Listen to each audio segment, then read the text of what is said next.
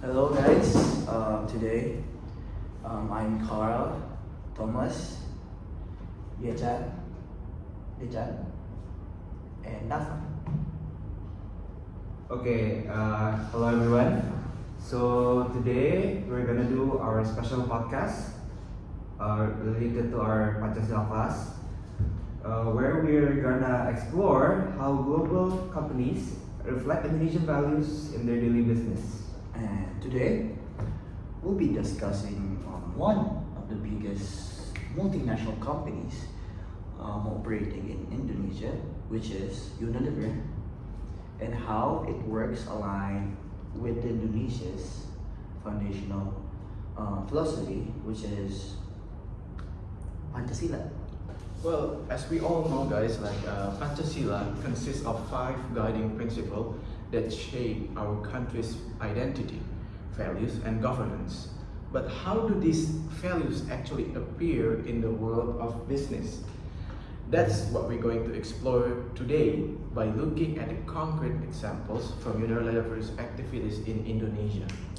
Let's begin by recording those five principles of Pancasila.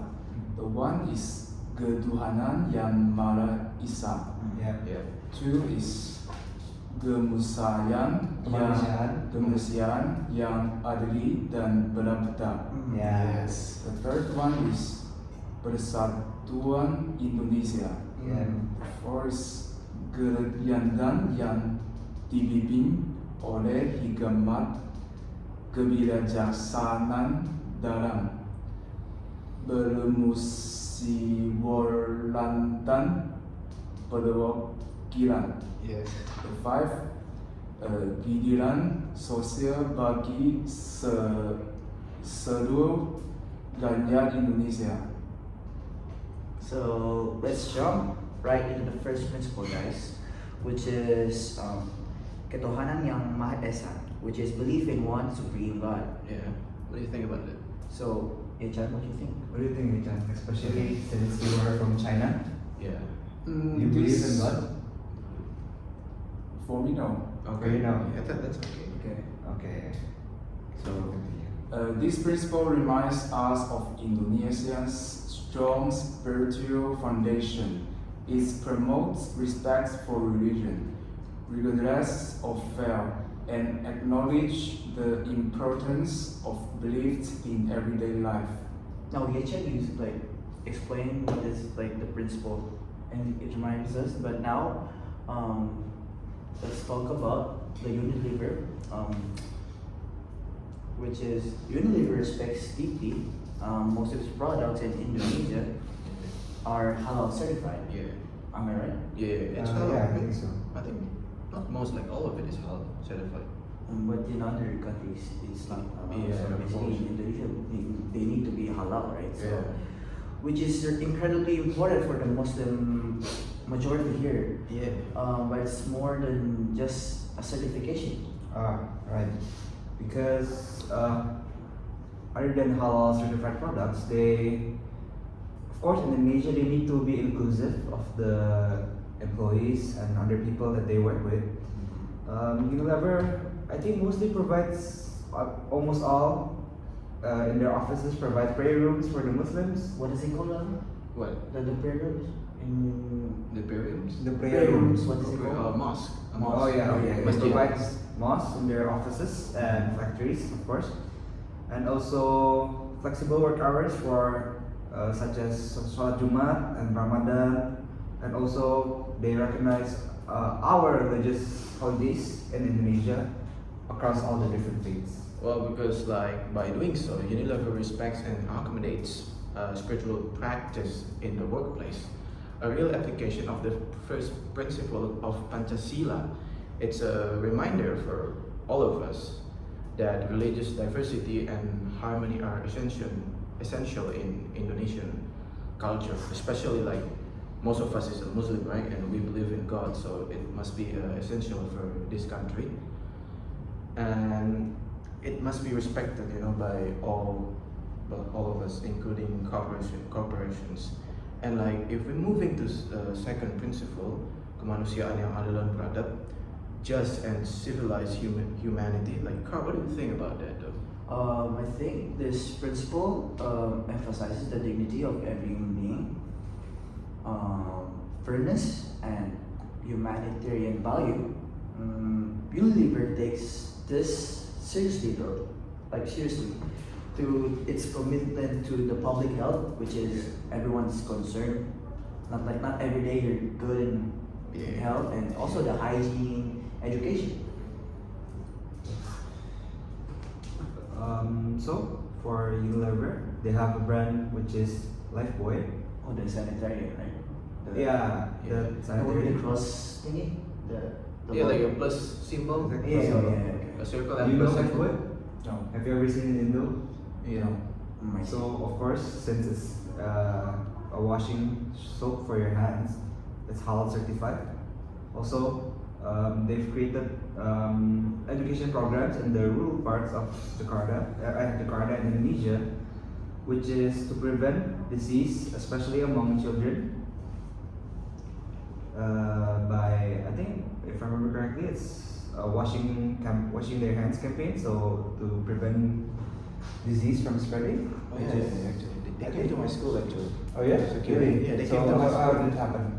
So they just came and they really teach you how to clean your hands with this soap, something like Oh, that. from Unilever. Yeah, from Unilever. Oh, yeah. So, yeah, Oh. Unilever. So, Okay, so Yezan, maybe you can give us explain more. They use interactive approaches like a glow gun demo, where kids wash their hands and then check them under UV lights to see how many burns are left. It's hands-on and memorable. Did you do that under UV light? So basically, you wash your hands, right? yeah, they watch it. There's some, no, they didn't, unfortunately, they didn't give us the UV light, or they didn't use Because it. I think they would still have Yeah, of course, it would still, I mean, no matter how clean the soap is, I don't think it will eliminate 100%. Even in their advertisement, they say 99. 99.99. Yeah, 99. What happens to the 1%? Yeah, it still is 1.0, right? So it might still there.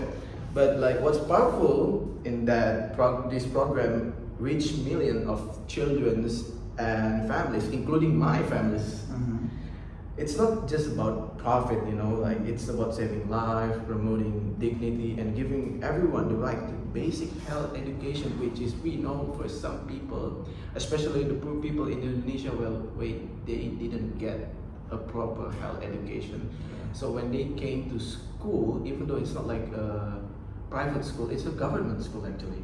When they came, I mean, I'm very happy for that because yeah, it's a government school, because not many parents knows things about such as clean and hygiene, right? So that's why I'm happy, you know. But what do you think about that, though?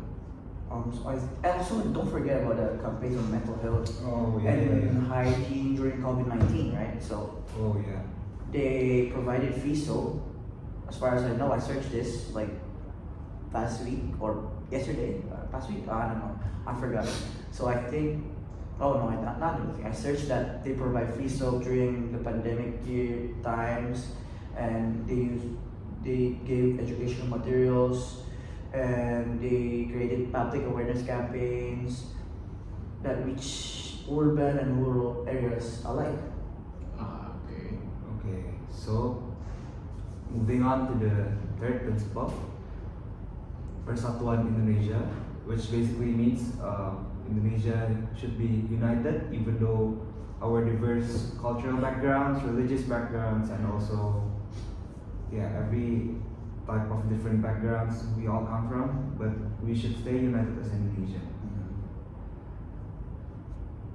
This principle reminds us to embrace unity and not uniformity. Richard? Unilever really walks the talk here. Their components are localized to match different regions, using local language, local customer, even local role models and influences. Yeah, like for example, you know, in Papua, their nutrition program is following, they customize it to the food that is normally eaten in Papua, you know, so they don't take any cultural food. So basically, they have a Yeah. dietary. Yeah. Okay.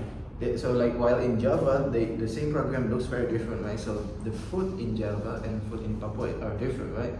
So when Unilever is doing a campaign over there, they don't use Japanese food on Papuans. They use Papuans food for a closer Oh, approachment. to make it diverse. Yeah, to make it diverse. And to make them like apa sih?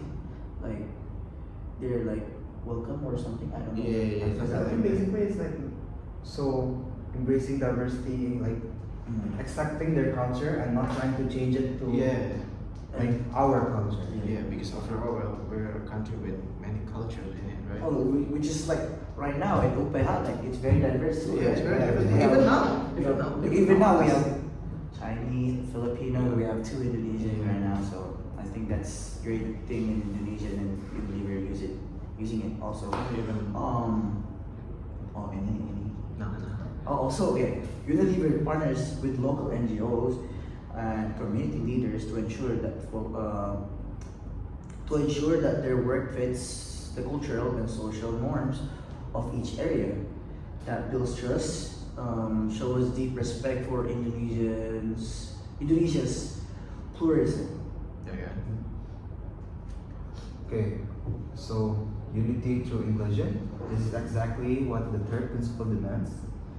And Unilever delivers that beautifully by embracing, not ignoring, and also embracing diversity, not trying to change the culture, and just embracing what other people's culture are.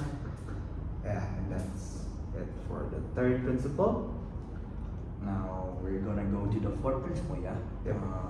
It's too long. I cannot. You try it. Okay, so the first principle is kerakyatan yang dipimpin oleh hikmat kebijaksanaan dalam permusyawaratan perwakilan. Basically, democracy guided by wisdom and conscience. So like, Yechen, what do you think about this?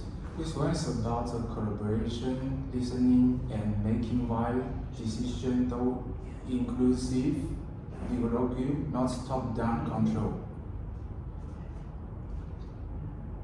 Daffa. Oh yeah, but Unilever reflects this through its, I would say, inclusive approach to stakeholder engagement. Like their smallholder palm oil programs, they don't just tell farmers what to do. Instead, they do co-create solution with them. So I think that's a nice move, by Unilever. Oh, did you know that they also developed the End Farmer digital platform where farmers can access training, give feedback, and ask questions in real time? I mean, that's a mutual communication in action, bro. Like that's stuff cool though. That's stuff cool.